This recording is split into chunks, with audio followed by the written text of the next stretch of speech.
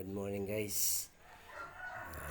May nakuha tayo dito Bluetooth speaker na kuha natin sa kalakal.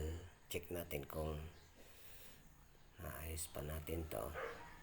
Ang kadalasan lang naman guys na nasisira, bakit nila to tinatapon, ito mga ganito na to, charging port wala na, bulok na, natanggal na rin. Ngayon papalitan natin siya palitan na natin ng battery. Ito nakaset natin na panlagay with BMS na rin to. Paparal na yan guys, lahat ng positive sama-sama. Yung positive naka-init lang yan sa B plus, pwede rin sa P plus. Yan yung red na yan. Then ang black naman niya is sama-sama din, kaparel. Yan. Yung terminal naman niya ay naka naman sa B minus.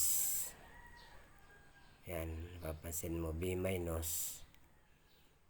At ang out niya ay sa P minus. Yan lang guys ang niyan sa BMS. Ay protection din yan sa ating battery para maiwasan natin ang lubusang pagkalubat at pagka full charge. Ipapasok natin yan sa loob dito guys para tagal na rin siyang malubat, pang matagalan na rin. Yan, ito tatanggalin na natin to guys, papalitan natin yan kasi isa lang, saglit lang yan, madaling malubat.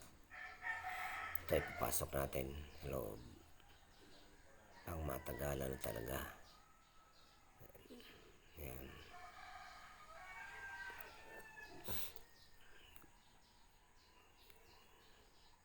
Then, yung mga guys, tatangbaklasin pa natin yan kasi yan, naalisin na natin, wala na yan. Yan na yung dating nakabit. Yan, tatanggalin natin lahat yan, lilinisin natin din para kahit pa paano